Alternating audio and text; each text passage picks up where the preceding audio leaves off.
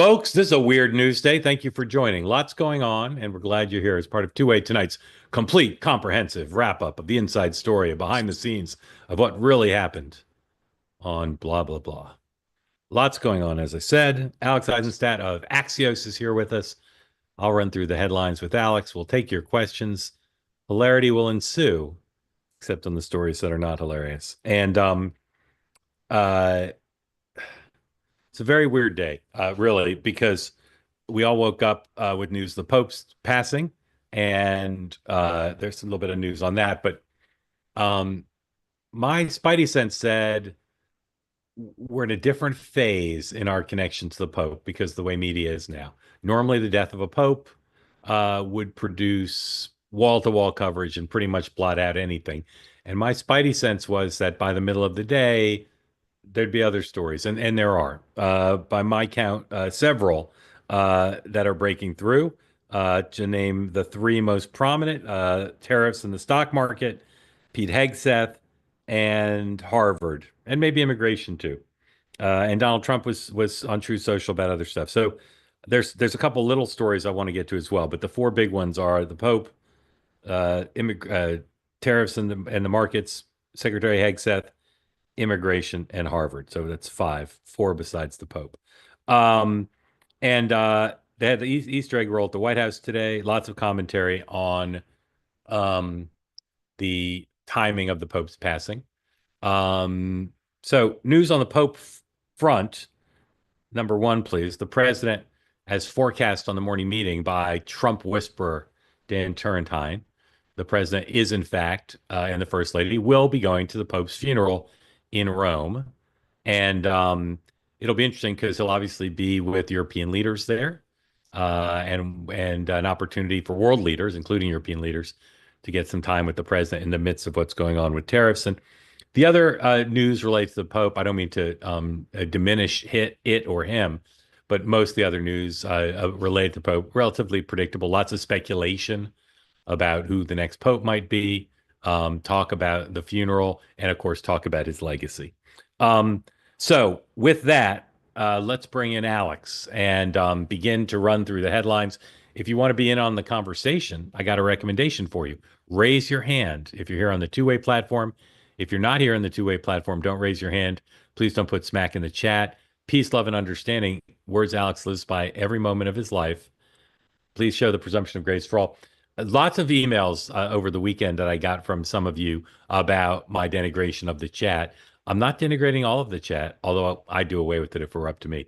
And not denigrating everybody who writes in the chat. But I don't like what I call smack. I don't like personal negative attacks on people and efforts that seem to be intended to intimidate some people off the platform. Alex, welcome in. How was your Easter? Great, thank you. I see we did not coordinate our shirt choices today. Our shirts pretty similar? Our shirts it looks similar from here. Yeah, That's take my a look. Yours seems a little darker to me, but maybe I'm wrong. Welcome in. Thank you for joining. We're grateful for taking time. Update us on your incredible book, where it stands. Revenge, out now for several weeks. How's it going? It's going well. I've had fun going around and talking about it. I think that not to put a plug in right now, but I think that a lot of the themes that came up within the Trump campaign, which is what this book is about, I think have echoes to what has now happened in the White House. I think there's some important lessons in there. Pete Hegseth has a role in the book. There are a number of there are a number of lessons that come up in the book, themes that foretell a lot of what's happened in this White House. And so Give us one example. Sure. So the relationship between Pete Hegseth is in the news today, and so towards the end of the book, there's a scene in which Trump is at Bedminster. It's the summer of 2024. He just recorded an interview with Pete Hegseth, who was at Fox at the time, and off air, Trump tells Hegseth, and this was Trump who brought this up. He said, "We got to get you involved in the White House, either at the Pentagon or at Veterans Affairs." And so it was Trump who, from the get-go, months before the election, really wanted Hegseth to play a very important role, not just some tertiary role, but a very central role in his administration. And so now, as you see Trump standing by Hegseth time and time again, he stood behind him. He's standing behind him right now amid all the reports of chaos at the Pentagon. He stood behind him during his confirmation process when there was a lot of scrutiny into his personal life. And so you see Trump standing very firmly behind Pete Hegseth. And a lot of it was because, in my view, Trump wanted Hegseth to play a very important role in his administration for a very long time at this point. Again, the book is called Revenge. I recommend you buy it. It's a great read. And as Alex said, it's a pretty good roadmap of Trump's personality and his attitude towards lots of things, foreshadowing what's going on now. So I highly recommend you buy it. I was going to talk about markets first, but since you have broached Hegseth, let's go there. Here's the president today. This is number 2, asked at the Easter egg roll about his support for his Pentagon secretary. I hear they're doing that whole thing again.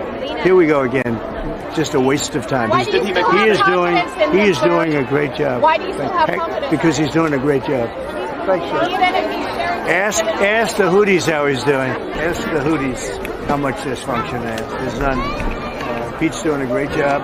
Everybody's happy with him. We have the highest recruitment numbers I think they've had in 28 years. No, he's doing a great job. It's just fake news. They just bring up stories. I guess it sounds like disgruntled employees. You know, he was put there to get rid of a lot of bad people, and that's what he's doing. So you don't always have friends when you do that. Should he stop? So NPR today reported that there are searches underway for Hegseth's successor, despite what the president said there. My sources yesterday, as I said on the morning meeting, were leaning pretty hard into the prospect of Hegseth possibly being replaced. Here then, number 3, Caroline Leavitt goes on Twitter and denounces the NPR report as false. She says, fake news, based on only one anonymous source who clearly has no idea what they're talking about, echoing what she did on Fox News. And then, this will be number 4, Sam, Hegseth himself at the Easter egg roll took a break from celebrating with his family to meet the press. What do you want to say, sir, about the signal chat controversy? You know, what a big surprise that a few leakers get fired and suddenly a bunch of hit pieces come out from the same media that peddled the Russia hoax. Won't give back their Pulitzers. They got Pulitzers for a bunch of lies. Pulitzers for a bunch of lies. And on hoaxes, time and time and time again.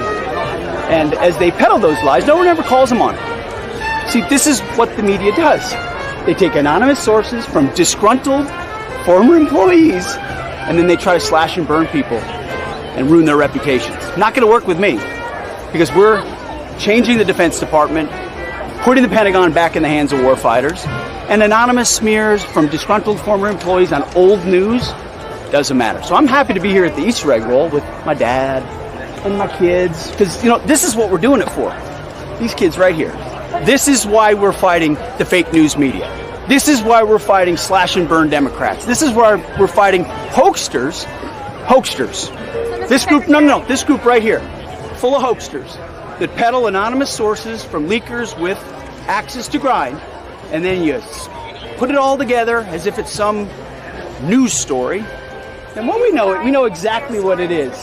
So I'm really proud of what we're doing for the president, fighting hard across the board, and I'm going to go roll some Easter eggs with my kids. Thank you very much. Have spoken to the president, and we are going to continue fighting on the same page all the way. All right, so Alex, 3 things strike me about that. First of all, his direct-to-camera looks unusual and shows his television chops. Second is there may well be disgruntled employees, but they're not some, bureaucrats unknown to him. They're very close, longtime associates of his, so that makes it unusual. And then lastly is I'm just uncomfortable sitting there with the kids watching so close to him. Maybe the family's adjusted to all this, but I found that a little bit uncomfortable. So what did you think of the president and of the secretary, and where do you think that story stands now? So I've noticed an interesting trend so far in this White House, which is that whenever someone is attacked, Trump rushes to their defense. It makes or let's take Elon Musk, for example. Musk comes under is facing a tremendous amount of criticism. What does Trump do? He turns the White House into a Tesla parking lot, has an event with him, right? You see Trump now coming to the defense of Pete Hegseth. You have seen Trump do this because why? Because when someone is attacked, that makes Trump want to defend them. He does not want to, in this White House, give in to what he sees as media attacks. And so you've seen this happen time and time again. And you see a White House now that has had far less turnover than Trump 1.0. Trump 1.0 was like a revolving door. You had people leaving every week, if not daily. This White House has been different. You've had some departures, for example, from the IRS. There was reporting on that last week about some turmoil there. Obviously, there's been some turmoil in the lower ranks at the Pentagon. But this White House has been far different than Trump 1.0. And Trump seems to have just less desire for the kind of turnover than he had in Trump 1.0. Yeah. Again, raise your hand if you want to get in on the conversation. Is Pete Hegseth going to stay as Secretary of Defense through at least the fall, would you say, or is it not knowable at this point? It's not noble at this point, but he's certainly not acting like someone who's backing down. He didn't back down during the confirmation process either.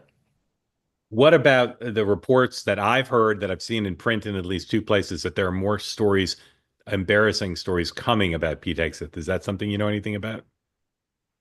No, it's not. I mean, but there. Look, I mean, this is what happens when three of the people who are closest to you resign or are fired. If you're a reporter, the first person you call are those people, and depending on how much those people want to unload, there could very well be more stories coming. Especially if Hegseth is now going on TV and attacking them. That gives them more motivation to unload. And what did you see John Uliot, who was one of Hegseth's top comms people, what does he do? Last night, he publishes an op-ed in Politico talking about how Hegseth needs to go. So you have former employees who have nothing to lose at this point. If I was interviewing Hegseth now, I'd want to ask him about how he feels about these people very close to him, who he's now accusing of colluding with the quote unquote fake news to try to bring him down. It's kind of an extraordinary thing, but he's not saying, I can't believe I'm being betrayed by my friends or former friends. He's acting again like they're career bureaucrats or something who have no connection to him. All right, we'll keep watching that. Again, I welcome you in the conversation on that topic.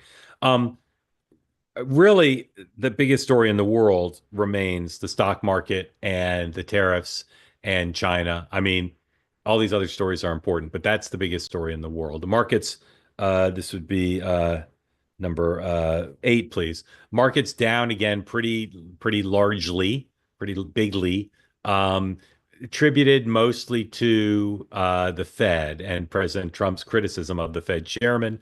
Gold continues to be at record highs, and the dollar continue and the markets continue to go down. Alex, where do you think the White House is right now in terms of level of concern about what's going on in the real world economy and in the markets as they looked for some of these bilateral deals? You know, Trump is just dug in on tariffs. I've had people in the White House tell me, look, tariffs are not going anywhere, even if the markets are plunging. This is something that he feels very strongly in.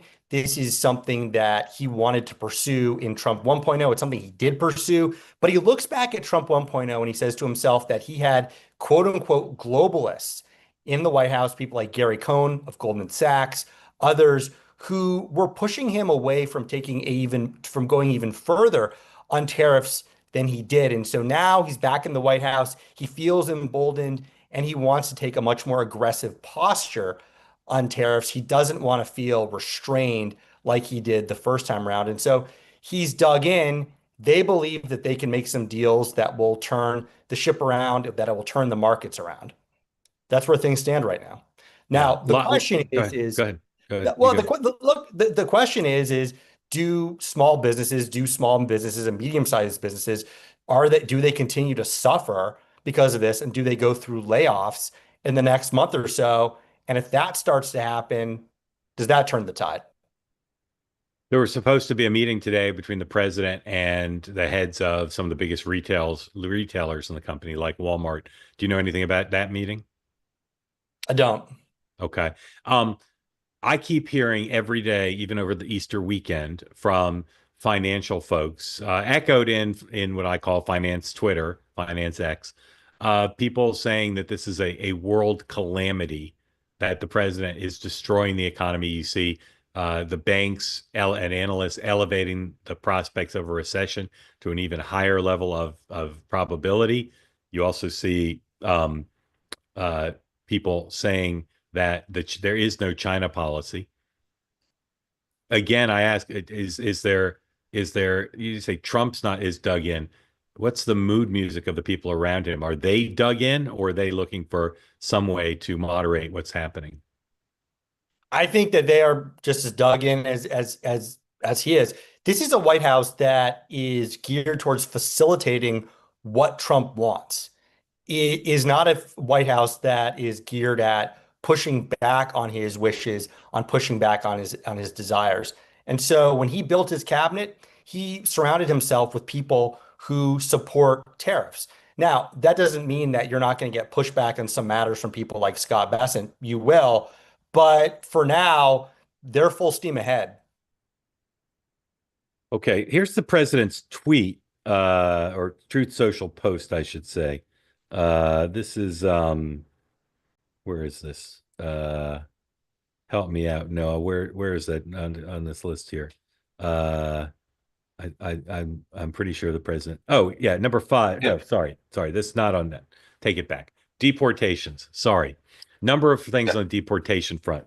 Number 5, the president on Truth Social basically denounces the Supreme Court, says his team is doing great, but the Supreme Court is ruling in ways that are adverse to the public interest in his policy. I got to say, I read this thing several times. I still don't quite understand the whole thing. But anyway, he's unhappy with the Supreme Court on immigration. Here is Congressman Maxwell Frost, number 6, one of 4 Democrats who've gone to El Salvador to see the world's most famous detainee. And he explains that they were not successful. Number 6, please. What do you know? Is there any chance you'll be meeting with Abrego Garcia while you're there? Well, we're actually about to do a press conference to speak a little bit about this, but we got word at the embassy that our request has been denied by the government here locally. They say it's because we're not here on an official capacity. This is part of the reason why Representative Robert Garcia and I sent a letter to Chairman Comer of the Oversight Committee asking for this to be an official CODEL. But we're not giving up. We're going to continue. We have more meetings scheduled for the rest of the day. But part of this, too, is making sure that we keep the conversation alive. We're building off of the trip of Senator Van Hollen, and we're not the first members here, and we're not going to be the last. Okay, and then lastly on immigration, here is a video, number 7, featuring the Secretary of Homeland Security, Kristi Noem, put out today, urging people to self-deport if they're here illegally. Illegal alien from Guatemala charged with raping a child in Massachusetts. An MS-13 gang member from El Salvador accused of murdering a Texas man. A Venezuelan charged with filming and selling child pornography in Michigan. These are just some of the heinous migrant criminals caught because of President Donald J. Trump's leadership. I'm Kristi Noem, the United States Secretary of Homeland Security. Under President Trump, attempted illegal border crossings are at the lowest levels ever recorded, and over 100,000 illegal aliens have been arrested. If you are here illegally, you're next. You will be fined nearly $1,000 a day, imprisoned, and deported. You will never return. But if you register using our CBP Home app and leave now, you could be allowed to return legally. Do what's right. Leave now. Under President Trump, America's laws, border, and families will be protected. Alex, I've seen a lot of political and governmental videos, never seen anything quite like that. Thoughts on where we are in the immigration issue overall and on that video? Yeah, so the Kristi Noem and the advertisements that she's been doing, that's a whole topic for a whole other conversation. I think it's very, very interesting in and of itself. immigration, as a general matter, if there's any question about what the Trump White House wants to talk about, if there's ever a question about it, you can almost guarantee that they want to talk about immigration. So this issue at hand with Garcia, this is an issue that the White House wants to talk about. They want to talk about it more than tariffs, and they're happy to make. They're happy to connect that Democrats are connecting themselves to this man. They're happy about it. They look at that. They look at this and they say, "Well, why do Democrats want to connect themselves to someone who we allege is an MS-13 gang member? It's a loser. They think it's a loser for Democrats." And so you've seen some conservatives or people who are more Trump aligned come out and who are critical of the White House on this issue. I believe Joe Rogan made some comments on his podcast the other day. I think Senator Kennedy of Louisiana made some comments on the Sunday shows over the weekend that were critical about the White House, about how their handling of this. But generally speaking, they're happy to talk. The White House is happy to talk about this. Okay. Last topic, I think. Got some wild cards, but last major topic, and then we'll get to your questions, comments. Please raise your hand if you're here on the two-way platform and wish to get into the conversation. Number 9. So Harvard today sued the White House rather than negotiate, rather than fight through the media. They've now gone to federal court to try to turn around the administration's effort to withhold federal funding from Harvard unless Harvard agrees to a series of policy changes. And then shortly after the lawsuit was filed, number 10, the president of Harvard, who's now become a resistance hero, put out a letter to the Harvard community, basically summarizing what's going on and saying everyone needs to hang tough and hang together because this is going to be a difficult challenge for the university. Alex, this is another one where I don't get the sense that the administration, like with immigration, I don't get the sense that they do anything but relish this fight. Yeah, that's 100% right. There was some reporting in the New York Times over the last few days that the White House may have accidentally sent some demands to Harvard. Sort of an embarrassing story that shed some light on some internal chaos in the White House. But I think that you're 100% right. The White House loves bringing up anything having to do with the fights with elites, and this is something they're also happy to talk about. All right, some small things. Steve Hilton, the political commentator, would not tell me whether he was going to run for governor when he was on two-way a few weeks ago, but he did tell Batya today that, in fact, he is going to run for governor. So there's that. Then at the White House Easter egg roll today, the President of the United States, perhaps not surprisingly, this will be number 12, took a shot at Joe Biden about the Easter Bunny. Do you remember the bunny with Joe Biden? Remember? Do you remember when the bunny took Joe Biden out? He's not taking Trump out. Anyway, that was a beautiful moment when the bunny saved Joe Biden. All right. Go ahead and show 13. Here's what he's referring to. This is when the Easter Bunny shooed Joe Biden away to keep him from talking to the press. Pakistan should not, and Afghanistan should be people. Oh, the Easter Bunny, Mr. President. Happy President!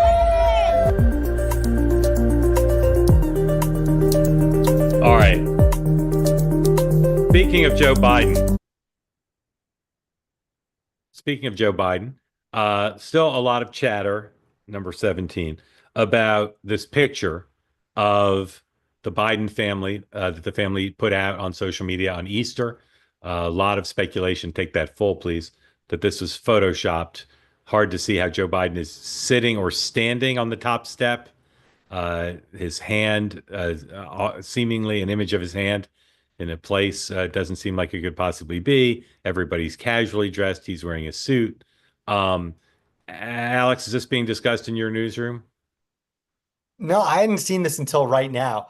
I do have some thoughts, though, on Trump attacking Biden. I thought Doug Sosnick had a pretty interesting article in the New York Times today about Trump's 100 days. Sosnick was arguing that it's going to be that, Trump loves to attack Biden, generally speaking. He loves to invoke Biden's name. He does it all the time. But that it's going to be harder for Trump to blame things on Biden when you get to September. And I thought that was sort of an interesting point. But Trump has this broader pattern of invoking Biden at almost every single turn at this point. And this is another example of that. Dude, you got to get a little bit off of social media if that's the first time you're seeing that Biden picture. It's all anybody's talking about, just so you know. All right, couple more things. Kristi Noem had her handbag stolen, number 19. She was at a Washington restaurant last night. She confirmed at the Easter egg roll today that her bag was stolen. It had her ID, it had her security badge, it had all sorts of things, including $3,000 in cash, passport, keys, $3,000 in cash. She says it was to treat her family to Easter goodies. $3,000 in cash. I don't know about you, but I don't know who's taking cash for Easter goodies. Now, maybe she's giving it to her grandkids. I don't know. Anyway, strange. Now, this is, a couple programming notes because Alex mentioned Doug Sosnick. Doug Sosnick will be here on this program tomorrow night to walk through not just his New York Times op-ed piece, but his latest deck.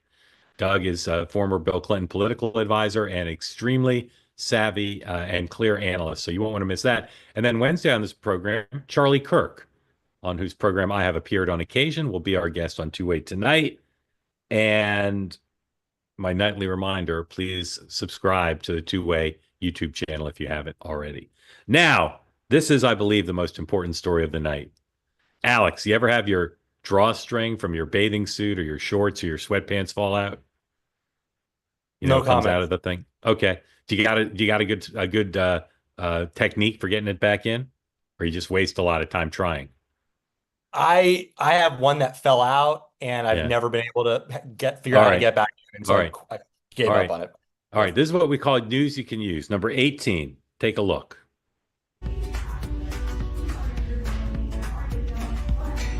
Grab your cap and place your drawstring right inside.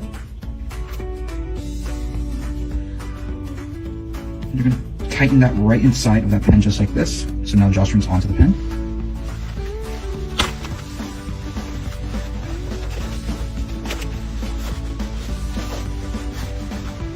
Folks, I want everybody to try this tonight because I know you all have sweatpants or some sort of pants sitting around the house with the string only in one side. And you're going to glide it all the way through that lace of your shorts. Send me cash. This is, to me, a life-changing moment. Now, Noah claims it doesn't work, but it looks like it works to me. Reach the very tip. So here comes the pen.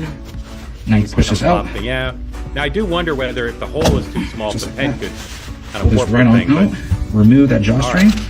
There you now go. What you have your perfect shorts every single time. Give us a try. That's tonight's program, everybody. Thank you for watching. Drive safely. We'll see you tomorrow. Anyway, I can see that not working. I could see that not working. What happened? The cap falling off? What doesn't work? Oh, no, it says the cap falls off. The cap falls off.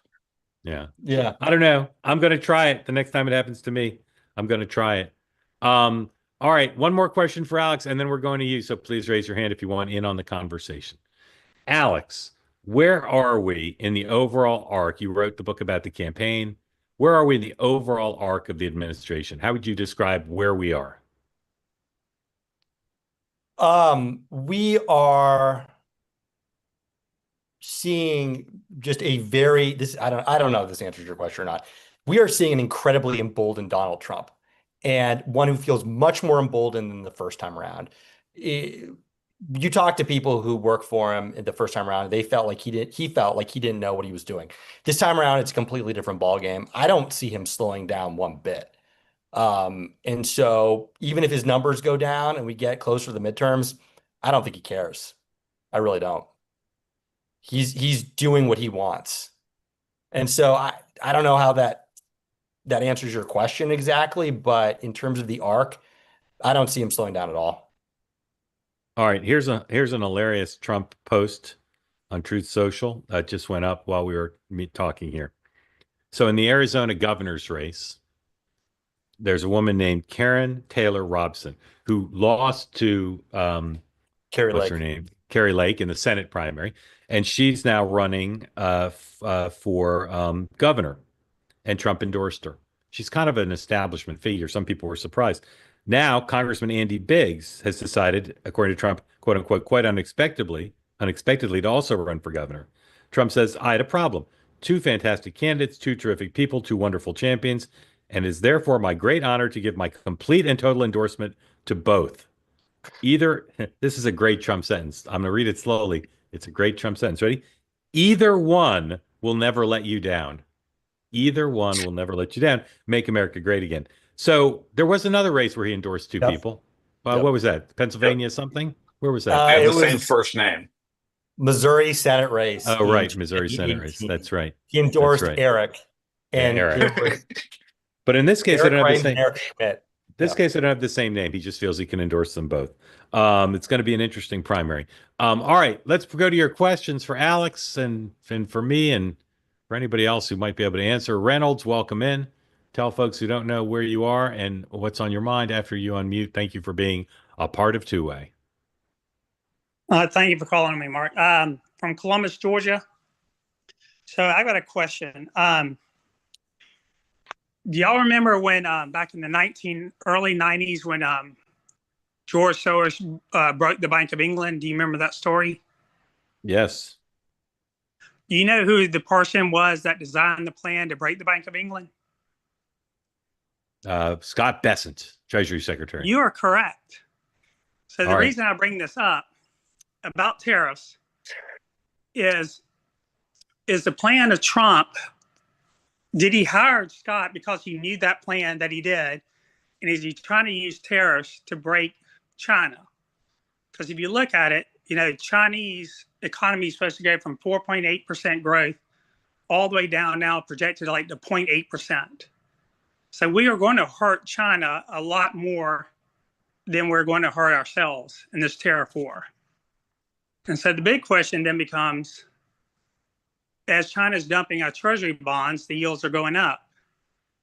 So if Trump were to get rid of Jay Powell, then he'd have to hire someone that no one would have a problem with. And the only person I can think of, if he would take the job, I don't know if he ever would be Jamie Dimon, the CEO of JP Morgan. Because again, tariffs aren't inflationary, they're deflationary. If you're going to have deflation around the world, you've got to lower rates. So I think that would be the argument Trump could make was, hey, we're in an economic war with China. Scott Bessett's got a plan, but Jerome Powell's not playing ball. Therefore, there's gross negligence on Jerome Powell's part. Therefore, I can replace him, because that's one way you can demote the Fed chairman is for gross negligence, and I would consider that gross negligence. Did you and say that so that's sort of my theory of, and I don't know why Trump hired Scott Bassett, but if that was one of the reasons why, if there was someone who could do economic damage to come up with a game plan, it would be him. I know a lot of MAGA doesn't like him, but I think he's one of the smartest Treasury secretaries we've had. And I do think he could have a game plan that could really hurt China, which I'm for. So that's my thank you for that, Alex. We'll address in a moment. Did you say you thought you believe tariffs are deflationary? Yes, they are deflationary. They're not inflationary. That's certainly not the conventional wisdom. Well, so if you look at what is inflation? Inflation is too much money in the system. And so,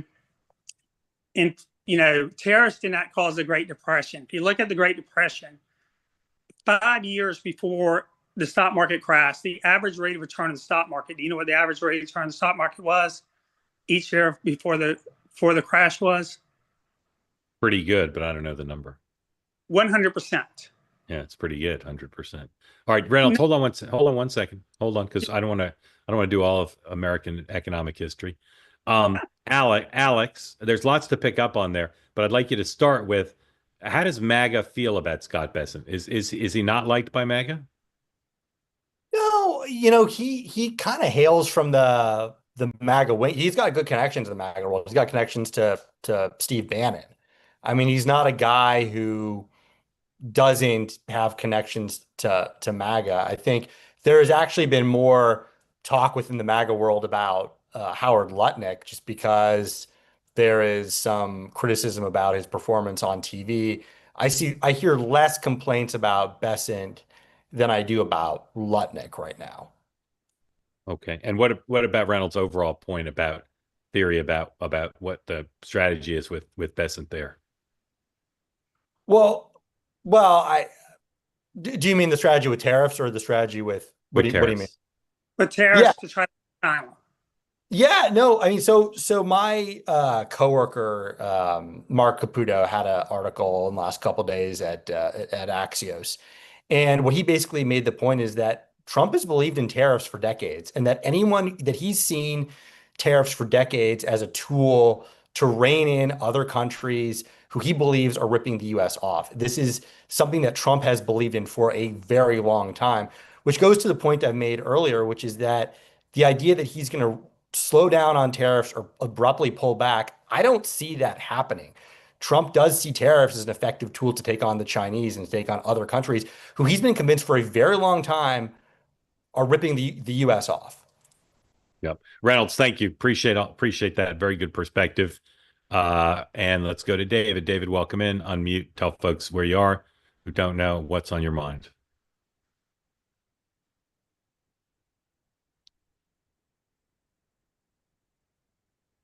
There you go. Yeah, hi. I think that I think that Trump knows what he's doing. And I heard Megyn Kelly. I watched Megyn Kelly today, and he had oh God, Mr. Wonderful. Oh God, I can't remember. I just know him as on Shark Tank, and what he was saying is China is not going to give away 39% of their market. It would be like Walmart saying to me, don't come in here anymore. Yeah. And his point, I think, like I said, I'm not very good at this stuff. But I think, Trump always says common sense. And I think that's common sense. Where is China going to go? Yeah. David, thank you. Yep. It's the big question. Alex, who are the China architects in this administration? Who's got like a theory of the case, David, thank you, about how to deal with China? Well, you have China hawks who people like Navarro who believe in taking a very strong posture towards China. Does anybody have like a strategy? Does anybody have like a thought out? Here's how we're going to beat China. I think you mentioned this earlier, but it doesn't seem coherent at this point. Yeah. It doesn't seem terribly coherent, if there is one. Yeah. What do you think? I think the head of the National Economic Council, Mr. Miran, got a record of talking about China. Rubio does as well. I don't know about the others. They've certainly got ideas about China. Scott Bessent does, and Waltz does, but I'm not sure if I see what the grand strategy is. Maybe they're keeping it close to the vest, but I don't see it. Ray Marcano of Ohio, my friend, welcome in. What is on your mind, sir? Thank you. I've got two questions if there's time, and I'll make the question short. The first question is, I have a hard time seeing why Trump would fire Powell, even though I know there's a lot of noise around that. And the reason is, and I'd like both of your thoughts on this, is with Powell in place, Trump has a foil. He's got somebody he can blame. If the economists are right and tariffs are going to do the kind of damage to the economy that they believe, then Trump can simply point at Powell and go, see, his fault.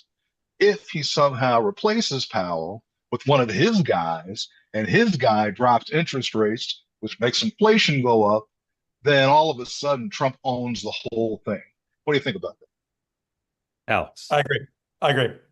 I think that's right. It's like with Biden. He needs someone to blame when things don't go right. And I think Powell is that guy. look, the reality is if the markets are way down at the end of this year, going into next year, midterm election, Trump is going to need to have someone to blame. He's going to have someone to point to. And it can't be him. And the second quick question is, I fail to understand the Democrats' romanticism with Kilmar Garcia. That seems not to be the hill to die on. I've got real questions about the whole case. But if you want to die on a hill, it would seem it would be more like something like a case that's happening in this area. When I say this area, in the area that I live in, I'll write about on Sunday. We got a guy from Honduras. He came to the country illegally, admittedly, so he could get deported anytime. But he's done everything, by all accounts, right every step of the way. Got his ankle monitor, met with his immigration officials. He's applied for asylum. He's gone through the asylum process. He's met before judges. And ICE told him last week, come into the office, we'll take off your ankle bracelet, which is what they did. But oh, by the way, now we're going to go ahead and dump you in the Butler County Jail, and we're going to hold you for ICE. This is a guy he's a church guy. He's never had a criminal record. He's not associated, by all accounts, with gangs of any kind. Works as a barber, all that kind of good stuff. And I see David over there doing, yeah. But it would seem to me that this is the kind of case that you would rather hitch your wagon to than Garcia.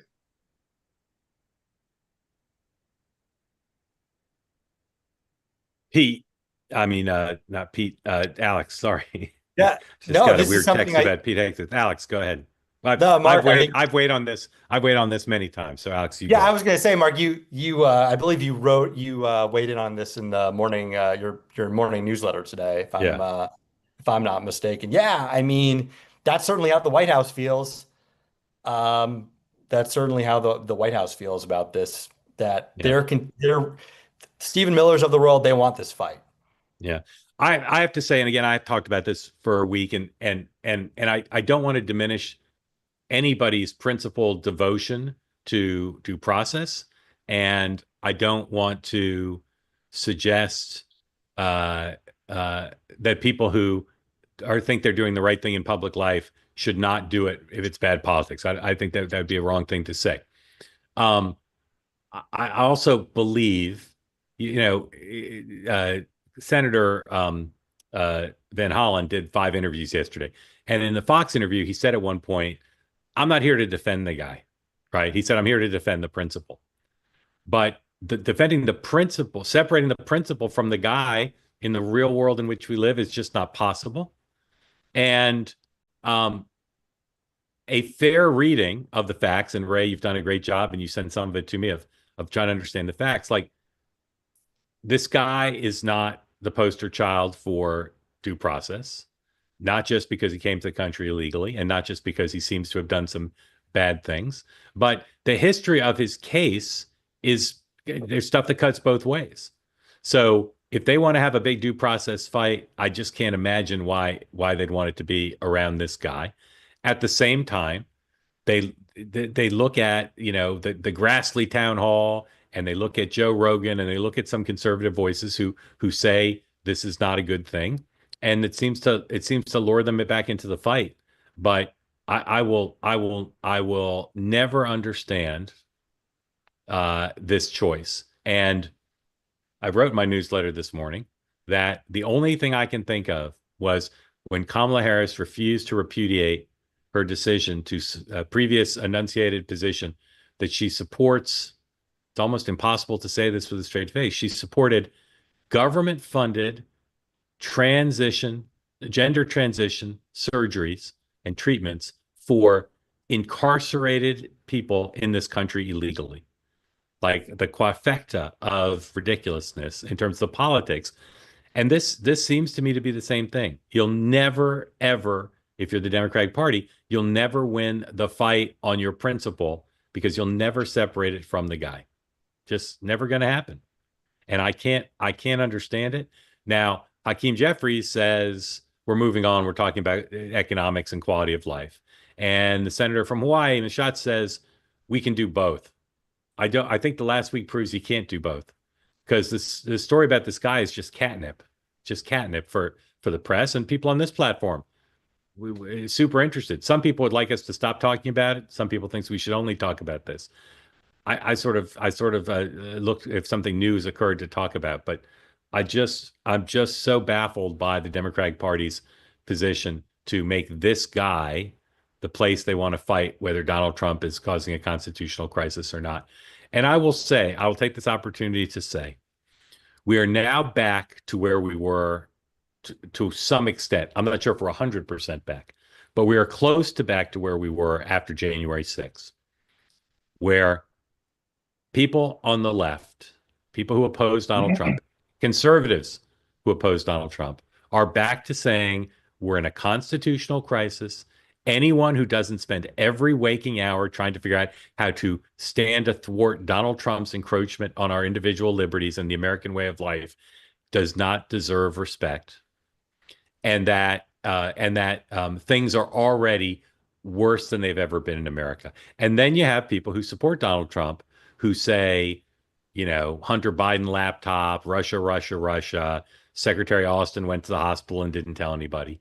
We are back now, and part of how I know we're back to that horrible dynamic, which this platform does stand athwart, is because I am now getting multiple inquiries a day, plaintively asking the question, all from Blue America: are we headed towards a violent civil war, or is it inevitable that we're headed towards a violent civil war? And it is because of the emotions underpinning the current dynamics in which people who do not like President Trump and his policies are convinced that we've crossed a Rubicon.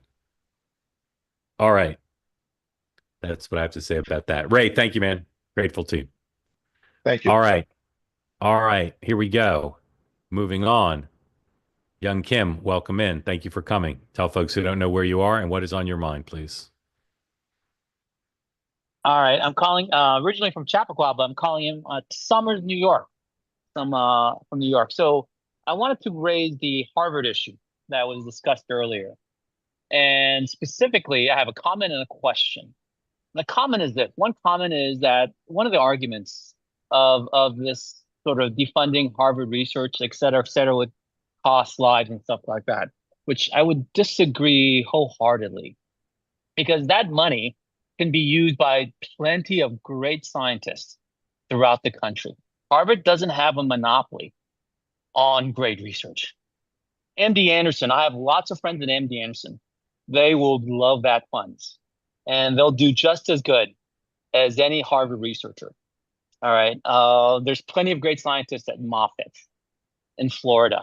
And that just to name a few. There's plenty of great facilities in South Carolina, North Carolina. So that's one argument I just wanted to bring up that should be sort of suppressed, I think. So that's one. But the question that I have is, why is Harvard countersuing, right? Because like some of the stories I've read in Wall Street Journal is that they're slow walking their anti-Semitism efforts. They're slow walking their DEI efforts. This reverse discrimination that's still there in places like Harvard. Why are they countersuing?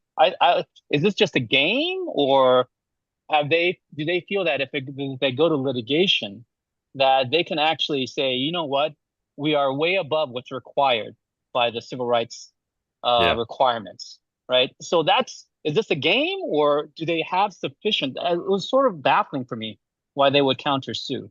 Yeah. Alex, you want to take first crack at that? I actually don't have an answer. My hypothesis would be that the alumni and trustee and donors of Harvard want the fight and are unhappy with the Trump administration's handling of Harvard and its confrontation with Harvard, and that there's simply tremendous demand for Harvard to not back down and to take an aggressive posture. That would be my hypothesis. Yeah. I would say this, that there's always a potential advantage of countersuing, because you have a little bit more control potentially over the contours of the legal fight, and Harvard has no problem paying legal bills. And so I think a lot of people pass on countersuing because they say they can't afford it. Harvard can afford it. I think my view for a while has been that the general fights over immigration, Doge, the attempts to influence law firms, the attempt to influence universities, and some of the other separation of powers battles would all end up in the Supreme Court.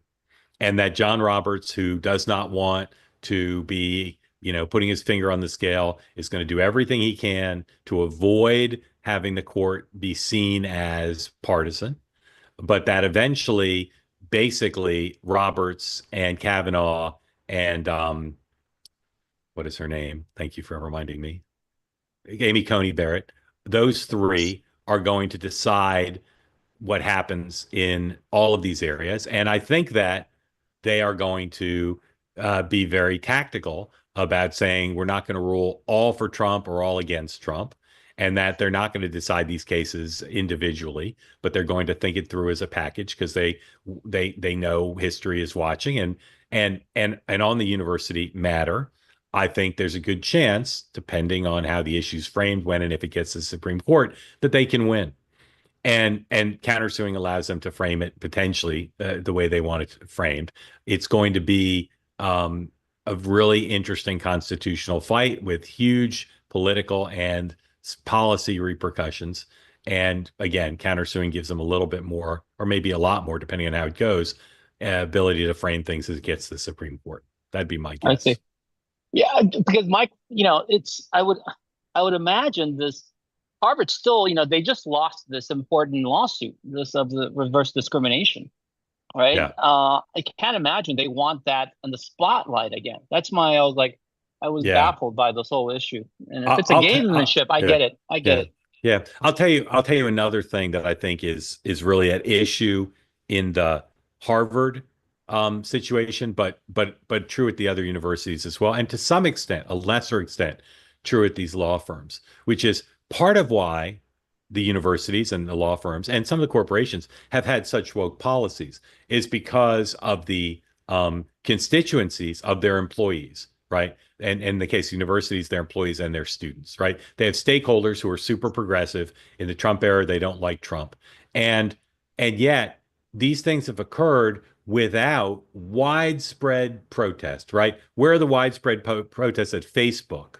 Where are the widespread protests at the Washington Post? Where are the widespread protests at Harvard when the university talked about a settlement, or at Columbia when they made a settlement?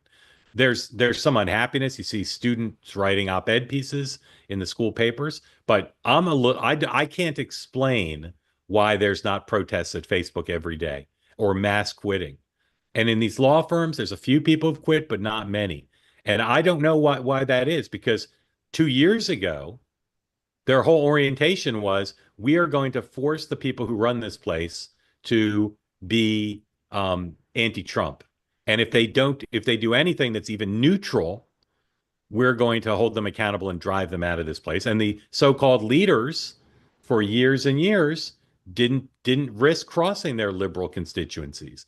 And yet now, in many cases, they are. Now at Harvard, now the president there wants to fight, and he's being celebrated. But these other places haven't really fought, and they have not faced a big backlash. The Washington Post, some people have quit, but I've not seen mass uprising at what Jeff Bezos has done on a range of issues, including with the editorial board. And that surprises me. Thank you for coming. Great to have you. Go ahead, Alex. I would say the Post lost a lot of editorial talent very early this year, late last year. Though I don't know if that was. But I don't think it was over Trump, right? I think that was over other issues. Right, related to other things. But I mean, they certainly have lost a lot of people. There's no doubt about that. All right, Robert, welcome in. Thank you for joining. Grateful to have you. Tell folks who don't know, well, you're in Pennsylvania. Tell them where in Pennsylvania and what's on your mind. Yeah, in the Lehigh Valley, Pennsylvania area, and was very active with the Trump campaign in Pennsylvania and getting him elected and such.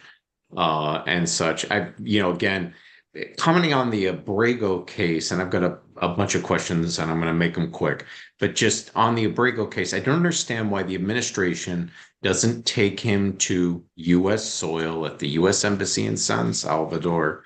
It is U.S. soil. Every embassy in the world, U.S. Embassy, is United States soil. Take him there, do a pop-up hearing, hear it out. If he gets some sort of benefit from that, then fly him back home to Maryland. If he doesn't, then out the door he goes. That's on that case. And as a big supporter of a lot of the immigration initiatives that the current administration is taking, that's all fine and good. I don't like the Abrego guy. I don't like the Abrego case, but the Supreme Court 9-0 spoke. So this is a lot different than I think January 6th or anything like that. And this is coming from a Trump supporter. I think that's a serious thing that you take into consideration. If my company got a unanimous court, Pennsylvania Supreme Court, Pennsylvania Superior Court ruling that says, hey, Bob, this procedure or whatever you're doing in your office isn't quite right, we would be turning the tables upside down to comply. And I'm sure Dan Turrentine would say the same thing in his corporate work. If you get a ruling like that, then that's one fly in the ointment as far as all that goes. The only other thing that I would comment on, when are we going to stop Congress from creating stocks like insiders? And the other comment is, are Republicans, just like only Nixon can go to China, so to speak, are Republicans going to finally push through a tax increase? I keep seeing this package coming around, 400 billion, 500 billion in tax increases. And that's a lot for the time that I've been allotted. So I'm going to stop there. Thank you, Bob. So Alex, 3 questions, or maybe 4, immigration, taxes, and Congress trading stocks. Bang them out. So immigration, I just think there's this never back down mentality at the White House. I don't think they like giving in. I mean, you saw them kind of give in on tariffs a couple weeks ago, but not really. I sort of, I guess, but I just think that colors a lot of the overall mentality of a lot of the things they do. They just don't like to back down on any issue. They don't like to look like they're losing. There's this pattern of digging in. Taxes, I don't think that there's enough Republican support for raising taxes on higher income people. I just don't see that. I mean, Mark, I'm curious for your opinion on that. What were the other questions? It was insider trading, basically, by Congress. Congress no longer being allowed to sell stocks. There are people in both parties who support the change and yet never passes. Yeah, I don't know. That's always been a topic for as long as I've been reporting. It's always something that people have always talked about. I think Peter Schweizer wrote a book maybe like a decade ago, and it came up. Nothing came of it. All right, Bob, thank you. I don't know. My sense is they're not going to do the tax thing, even though it'd be great politics, but we'll see. Alex, besides your book, which we'll remind people of in a second again, where can people see the output that you produce, your content? I'm at Axios. You're on social media at all? Yes, I'm at Axios Alex. Axios Alex, okay. And Axios Alex Axios.com. And again, your book Revenge is on sale now. It's not sold out quite yet, right? It's not sold out. All right, but it's so available. Buy that in bookstores, Amazon, etc. All right, hold on, I got to sneeze. You have hay fever at all, Alex? A little store called Amazon.com. It's available there. Yeah. Okay. Thank you all for watching. I'll remind you, tomorrow night on this program, Doug Sosnick will be here. The Democratic strategist will give us his new deck, laying out everything going on with American politics and Donald Trump's first 100 days. Wednesday night, we'll be joined by Charlie Kirk, big supporter of President Trump, one of the most interesting people in either party in American politics, making his two-way debut. He's a fan of the platform. And I'll remind you again, if you haven't already, wherever you're watching right now, please subscribe to our YouTube channel. We need to boost those numbers. I'll be frank. We need to boost the numbers. We want more subscribers. So please go to the YouTube page, hit the subscribe button. Thank you very much. And I'll be back 9 a.m. Eastern time tomorrow with Sean and Dan for the morning meeting, where Dan will take a victory lap for predicting that Donald Trump would go to the Pope's funeral. Alex, couldn't be more grateful to you for joining. I appreciate it. Have a good evening. Good night and be well. Thank you, everybody, for participating. See you tomorrow morning.